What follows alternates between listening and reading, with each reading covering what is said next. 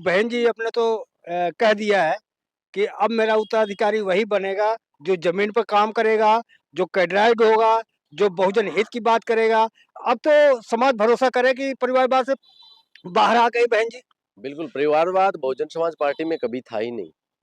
वरना काशीराम जी ने इतनी मेहनत की साइकिल पे, कभी कुर्सी तो उन्होंने नहीं ली ना। लेने को तो ले सकते थे। इस समाज के लोग कुर्सी से प्यार नहीं करते, समाज से प्यार करते हैं। जगह मिशन मूवमेंट है और जो लोग मिशन मूवमेंट से जुड़े हुए हैं उसका कुर्सी का लालच नहीं है।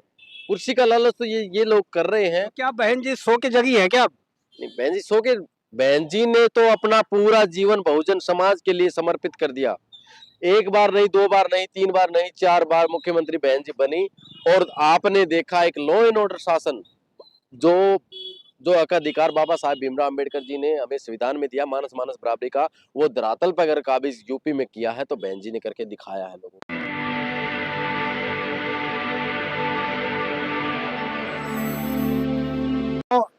आज दिल्ली में जिस तरह से केजरीवाल को धराशायी करने वाले हमारे साथ वीरेंद्र सिंह जी हैं। ये केजरीवाल को पता नहीं क्या श्राप दिया कि जहां से चुनाव लड़े वो केजरीवाल हार गए। और इनसे कई मुद्दे हैं। जिस तरह से अब 5 साल हो गया है जो दिल्ली दंगे हुए थे, अभी तक उसका न्याय नहीं मिला। और एक मुद्दा बहुत तेजी से चल रहा है कि जो बोध गया है वहाँ भंते धरने पर बैठे हैं। पता चल रहा है कि आज उनको उठा दिया। ऐसे तो बहुत सारे मुद्दे हैं, इनसे जानूंगा कि आखिर ये कैसे देखते हैं। सर, सबसे पहले आपको जय भीम। जय भीम सर। सर जी, मसला तो बहुत है लेकिन शुरुआत कहाँ से करूं ये नहीं समझ में आ रहा। आप पहला बात तो है कि दिल्ली दंगा का 5 साल हो गया है, अभी तक उसका न्याय नहीं मिल पाया है। तो उस दंगे को आप कैसे देख रहे हैं सर? हमारा जो हमारे जो देखने का नजरिया है वो दिल्ली दंगों तक ही सीमित नहीं रहना चाहिए। इस देश में दंगे वालों की ही सरकार है। इन्होंने यूपी में दंगे करवा के सरकार बनी, दिल्ली में करवाए, हर जगह दंगे करवाते हैं। आज भी हर का बच्चा या बहुजन का बच्चा आज भी घोड़ी पे चढ़ के जाता है तो इस देश का माहौल वो है कि उसको घोड़ी पे चढ़ने से रोका जाता है, गालियां दी जाती हैं और उसकी बारात को रोक दिया जाता है। फिर भी मुझे दुख इसलिए होता है कि फिर भी हमारे जो बहुजन समाज के लोग हैं वो ब्राह्मणवाद में लिपटे हुए हैं और उनको जगाना पड़ेगा। सर, आपने क्या ऐसा श्राप दिया कि आपने केजरीवाल को धराशायी कर दिया और उनकी सरकार बनते बनते नहीं बन पाई? हमारे बहुजन समाज के एक विचारक काशीराम जी ने एक बार कहा था कि बीजेपी और कांग्रेस एक नागनाथ है, एक सांपनाथ है। तो अब पिछले कुछ 10-11 सालों से जब केजरीवाल जी आए तो अच्छी सोच थी, देश ने सम्मान किया, जनता ने भी किया, क्या पता हमें भी अच्छे लगे। लेकिन फिर धीरे धीरे हमने देखा कि नागनाथ और सांपनाथ के बाद एक ये दो मुंहा सांप दिल्ली में आ गया था। तो हमारे को तो जनता को हमने अपने विचार और इनकी सच्चाइयों से अवगत करवाया है और जनता ने उनको नकार दिया। क्योंकि बहुजन मूवमेंट की बात करने वाला केजरीवाल बाबा साहब के अम्बेडकर, ये दो मुंहा सांप है कैसे, ये आप बात आप मेरे से पूछिए, मैं बताता हूँ। आप कैसे सर बताइए ना।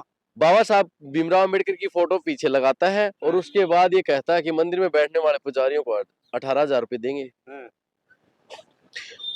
बहुजन समाज का व्यक्ति, दलित समाज का व्यक्ति अगर सीवर साफ करते हुए मर जाता है तो उसको 1 रुपया कंपनसेशन नहीं है। और वहीं दूसरी ओर मंदिर में बैठने वाले पुजारी को 18,000 रुपए देगा। कि लोग अब समझदार हो चुके हैं। धीरे धीरे जो ये जुमलेबाज लोग हैं इनका ज्यादा समय तक सरकार नहीं टिकने वाली।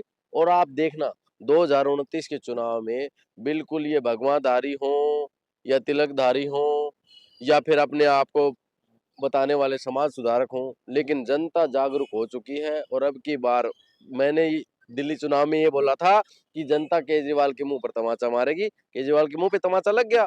और मैं अब फिर दोबारा से कहना चाहता हूँ कि ये जो भगवे कलर में जो कोशिश की जा रही है पूरे देश को रंगने की, हिंदू राष्ट्र बनाने की जो बात कही जा रही है, हिंदू राष्ट्र हमें नहीं चाहिए, हमें लोकतंत्र चाहिए। हम संविधान को मानने वाले लोग हैं। हिंदू राष्ट्र वो बनाए जो भगवत गीता को मानते हैं, हम तो भगवत गीता को नहीं सर मानते। जी, जो हेट स्पीच वाले थे आज वो मंत्री बन गए हैं।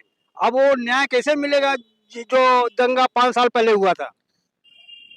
देखो कानून कार्रवाई चल रही है और दंगे, मैं कह रहा हूँ कि इस देश में अब व्यवस्था ऐसी आ गई जो दंगों के बिना शासन में आती ही नहीं है, क्योंकि इनको पता है अब यूपी का मुख्यमंत्री डायरेक्ट मंच से ये कहता है कि बटोगे तो कटोगे, किससे बटना है किससे कटना है। अरे 20% मुसलमान इस देश में है और 80% हिंदू है, 80% लोगों को 20% लोगों से कहाँ कहाँ से डर हो गया।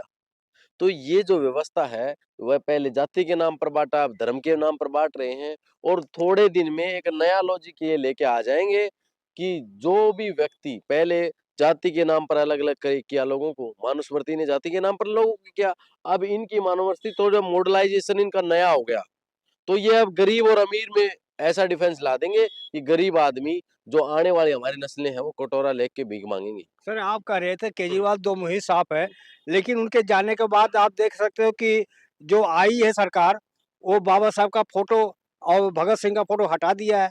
आप उनको कह रहे हैं। बिल्कुल, ये बात भी बिल्कुल लोगों को समझने की इसको जरूरत है, क्योंकि इनके विचार देखो, आज सीएम ऑफिस से फोटो नहीं हटी, हमारे समाज के लोगों को वो दिन भी याद करना चाहिए कि संसद भवन से 2 तारीख को इलेक्शन का रिजल्ट आने वाला था, जब दो चुनाव हो चुका था लोकसभा का, तो 2 तारीख को जब इनको ये पता चल गया कि हमारी सरकार बनने वाली है, तो बाबा साहेब भीमराव अम्बेडकर की फोटो संसद भवन से भी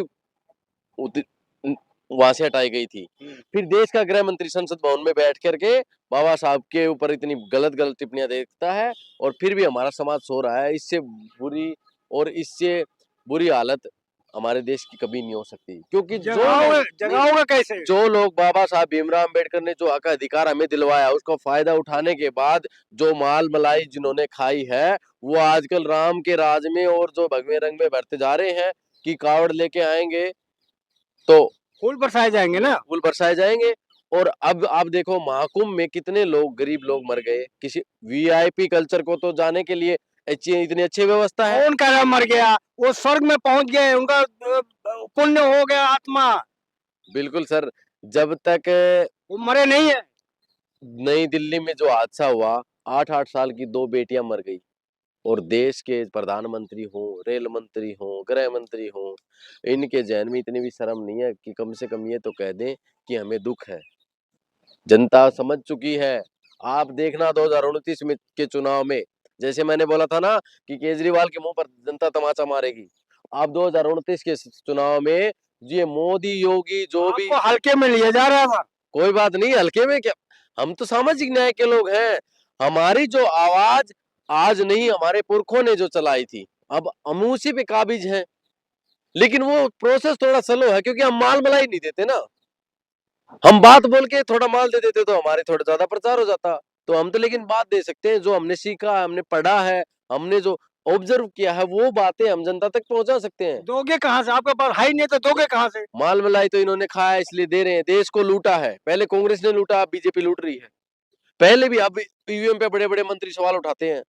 जब इस देश के सामने मैं एक बात रखना चाहूंगा कि ईवीएम में तो आज घोटाला हो रहा है, जब कांग्रेस की सरकार थी तो अभी बूथ कैप्चर होते थे, तब लोगों को वोट डालने नहीं दिया जाता था। सर जी, इस समय बाबा साहब और मानवर काशीराम को जो संघर्ष है उसको मिटाने की कोशिश की जा रही है।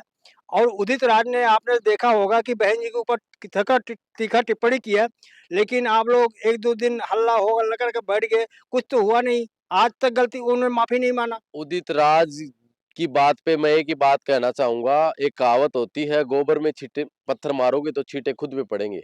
उसकी सोच ही ऐसी है, जिसकी जैसी मानसिकता वह वैसी बात करेगा, तो हम उस पर कोई टिप्पणी नहीं करना चाहते। उसकी सोच ऐसी है, जिसके दिमाग में गोबर भरा हो तो वो, उसके हम कुछ नहीं बोलना चाहते, छोड़ो उसके को। लेकिन तो वो तो करें कहाँ? मानो काशीराम तेरी नोक नेक कमाई तूने सोती कौन जगाई। तो करें कहाँ जो समाज को जगा दिया, कहाँ उन्होंने संघर्ष किया। बाबा साहब ने को अगर सांसद बनाया तो कांग्रेस ने बनाया, ये तो आपके सामने बोल रहे हैं। बाबा साहब को जब चुनाव लड़ाने के लिए पहली बार जब चुनाव लड़ा था मुंबई से, तो बाबा साहब को हराने वाली भी कांग्रेस पार्टी थी और भारत रत्न देने में इतना समय लग गया, वो भी कांग्रेस पार्टी थी। तो ये एक ही थाली के चट्टे बट्टे हैं। थोड़े दिन में जैसे जैसे समय बीतता जा रहा है, बहुजन समाज बिल्कुल उजागर हो रहा है और एक नए उम्मीद के साथ तो 2000 फिर आज भी तो आपके समाज के है ना। वो क्या कह रहा हूँ, तो माल मलाई खाई है ना, जो जिसकी खावे बाजरी उसकी बजावे हाजिरी। तो ये पैसे में बिकने वाले लोग हैं ये नहीं है। बहुजन समाज में और भी बड़े नेता हुए। मेरे को इन बातों से बहुत दुख होता है जब हम हमारे समाज के लोग संसद भवन में बैठने से पहले जब वोट मांगने जाएंगे तो बोलेंगे हम आपके समाज के हैं, और जब संसद भवन में बैठते हैं या विधानसभा में बैठते हैं तो उनकी चुप्पी पता नहीं है। ये गांधी जी और भी बहुत बड़े बड़े नेता हैं बहुजन समाज के। अर्जुन राम मेघवाल जी हैं, कितनी बार मंत्री बन चुके, राजस्थान से हैं, और वो कुछ सामाजिक बात बोलते ही नहीं है। जबकि उनको ये नहीं पता कि तुम किसके बलबूते, बाबा साहब के बलबूते तुम यहाँ संसद में पहुंचे हो, वरना तो तुमको तो कहीं बैठने की तो आजादी ही नहीं थी। लेकिन वो समाज सो गया, उसको जगाना पड़ेगा। और ये है माल मलाई का हिसाब, जिसने जिस ये बनिया जो कौम होती है, मैं कास्टिज्म नहीं बोलना चाहता, लेकिन ये बनिया बुद्धि वाले लोग हैं कि अपना फायदा देखते हैं, जहां पलटी सरकार वो वही चले जाते हैं। अब आप देखो बीजेपी में 50% से ज्यादा वही नेता बैठे हैं जो पहले कांग्रेस में हुआ करते थे। तो कांग्रेस हो या बीजेपी, ये सामाजिक न्याय के लोग नहीं है। इन्होंने देश को लूटने का काम किया है। आने वाले सत्ता में आने वाले समय में बहुजनों का राज इस देश में होगा और एक अच्छी न्याय व्यवस्था इस देश में काबिज होगी। और आप, मैं यही कहना चाहूंगा। सर, एक मुद्दा अभी सोशल मीडिया पे बहुत तेज चल रहा है। एक दीपिका पटेल है मध्य प्रदेश से, वो कथावाचक है। तो उन्होंने कथावाचन जाने गई, तो ब्राह्मणों ने विरोध कर रही है कि आपका काम नहीं है कथावाचन करना। आप अगर इतना पंडित बनने का शौक है तो आप किसी ब्राह्मण के यहाँ शादी कर लीजिए, आप कथावाचन कीजिए। कैसे देख रहे हैं आप? यही बात, तो अगर यह बात जो क्वेश्चन आप मुझसे पूछ रहे हो, इसको आप 1 मिनट जहन में डाल के सोच लोगे कि उसके क्वेश्चन पूछने का मतलब क्या है। क्योंकि यही तो मानुस्मृति है, यही इन लोगों की सोच है जो जनता को दिख नहीं रही। यही सोच है, यही सोच जनता को समझनी पड़ेगी, समाज को समझनी पड़ेगी, बहुजनों को समझनी तो पड़ेगी। क्या वो हिंदू नहीं है क्या जो इस तरह से उसको बयान दे रहे हैं कि तुम कथावाचक नहीं कर सकती? हिंदू तो वो संतरा है जिसमें हम छीलेंगे, वो फ्रूट है जिसमें बाहर से तो एक दिखता है, लेकिन उसको छीलेंगे ना तो 12-13 फाड़ी उसमें निकल जाती हैं। कोई दलित हो गया, कोई ओबीसी हो गया, कोई पंडित हो गया, कोई बनिया हो गया, कोई ठाकुर हो गया, कोई महार हो गया, कोई चमार हो गया, कोई धोबी हो गया, तो तेली हो गया, कोई मनियार हो गया। तो ये संतरा है जो फ्रूट दिखता है। तो हिंदू तो ऐसे है। हिंदू धर्म पहले के समय में इस देश में अगर मुसलमानों ने शासन किया, अगर वो ऐसी तानाशाही करते मुस्लिम राजा, तो यहाँ हिंदू देखने के लिए नहीं बसता कोई भी।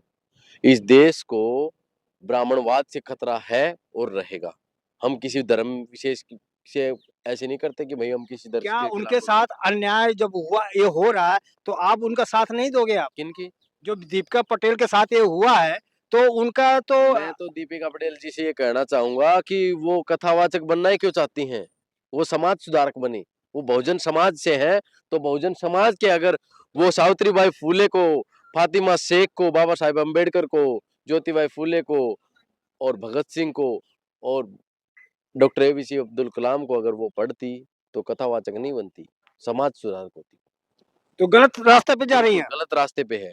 वो ही नहीं, हमारे समाज के बहुत सारे लोग जो अपने आप में अब पजामा कुर्ता पहनने लग गए या पैंट शर्ट दबा के ऑफिस में जाने लग गए ना, वो सभी लोग इसी हवा में बह रहे हैं। ये तो पूरे लेकिन मैं उनसे कहना चाहता हूँ कि तुम्हारे आने वाले नस्लों के हाथ में कटोरा होगा भीख का, जो पहले था।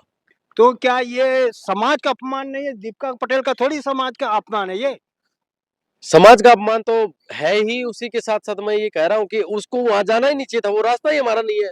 जब देश का प्रधानमंत्री बाहर किसी देश में जाता है, बोलता है मैं बौद्ध के देश से आया हूँ और यहाँ बौद्ध गया में शिवलिंग स्थापना हो रही है, तो इनकी सोच तो लोगों के सामने है।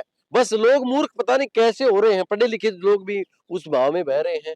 लेकिन समाज परिवर्तन होगा। मैं तो यही कहना चाहूंगा कि अगर आने वाली नस्लों को फिर से आपके पीछे झाड़ू आगे हांडी ना हो और हाथ में भीख का कटोरा ना हो, तो बिल्कुल समाज को जागना पड़ेगा। चाहे वो शिक्षित समाज हो, चाहे जॉब वाले जो व्यक्ति हैं जिसके पास कार्यगार है, और जो लोग बाबा साहेब के, भीमराव अंबेडकर जी के जो विचारों से और उनके संविधान से जिन्होंने लाभ उठाया है, माल मलाई खाई है और वो सत्ता में सर, पहुंचे बोध हुए गया हैं। में क्या भंते जी अकेले वहां संघर्ष करे, आप लोग किस लिए हैं?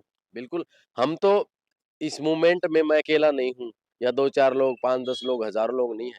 ये पूरे समाज का मूवमेंट है और हर क्षेत्र में देश का मुद्दा क्यों नहीं बन पा रहा है ये? बिल्कुल हर क्षेत्र में देश का कोई भी स्टेट हो, बहुजन समाज के लोग हर जगह जिंदा हैं और हम अपने हक अधिकार के लिए आवाज हमेशा उठाते रहे हैं और उठाते रहेंगे। जब तक इस देश में बहुजनों की सरकार नहीं बनेगी, हमारे लिए दूसरा कोई नहीं कर सकता। अपना अपना रोटी अपने हाथ से बनानी पड़ती है, कोई बना के नहीं। सर जी, बहन जी भी इस पर कोई ट्वीट नहीं किया अभी तक। देखो वो तो पार्टी की प्रोटोकॉल है और बहन जी के बारे में तो मैं अब कुछ नहीं कहूंगा, क्योंकि उनको जब लगेगा तो वो बोलेंगी और हम उम्मीद करते हैं कि बहुत जल्द उनका फैसला आएगा। सर जाते जाते लास्ट सवाल आपसे पूछ रहा हूँ, बहन जी अपने तो कह दिया है कि अब मेरा उत्तराधिकारी वही बनेगा जो जमीन पर काम करेगा, जो कैडराइड होगा, जो बहुजन हित की बात करेगा। अब तो समाज भरोसा करे कि परिवारवाद से बाहर आ गई बहन जी। बिल्कुल परिवारवाद बहुजन समाज पार्टी में कभी था ही नहीं, वरना काशीराम जी ने इतनी मेहनत की साइकिल पे, कभी कुर्सी तो उन्होंने नहीं लेना, लेने को तो ले सकते थे। इस समाज के लोग कुर्सी से प्यार नहीं करते, समाज से प्यार करते हैं। जगह मिशन मूवमेंट है और जो लोग मिशन मूवमेंट से जुड़े हुए हैं उसका कुर्सी का लालच नहीं है। कुर्सी का लालच तो ये लोग कर रहे हैं। क्या बहन जी सो के जगी है क्या? नहीं, बहन जी सो के, बहन जी ने तो अपना पूरा जीवन बहुजन समाज के लिए समर्पित कर दिया। एक बार नहीं, दो बार नहीं, तीन बार नहीं, 4 बार मुख्यमंत्री बहन जी बनी और आपने देखा एक लॉ एंड ऑर्डर शासन, जो जो हक अधिकार बाबा साहब भीमराव अम्बेडकर जी ने हमें संविधान में दिया, मानस मानस बराबरी का, वो धरातल पर अगर काबिज यूपी में किया है तो बहन जी ने करके दिखाया है लोगों को, और सीना चौड़ा करके जीना सिखाया है। तो कैसे करेंगे आप लोग कि बहुजन समाज जो है, मानव काशी राम ने राष्ट्रीय पार्टी बनाया था, अब प्रश्न चिन्ह लग रहा है बहुजन समाज पार्टी राष्ट्रीय पार्टी का, कैसे आप लोग जनाधार बढ़ाएंगे? हमारा तो हमारे पास फ्री की बांटने के लिए रेवड़ी नहीं है। मैंने नई दिल्ली विधानसभा से चुनाव लड़ा, कहीं सी फ्री की रेवड़ी नहीं बांटी हमने। बीजेपी ने खूब बांटी, चलो उनको मजा आ रहा है।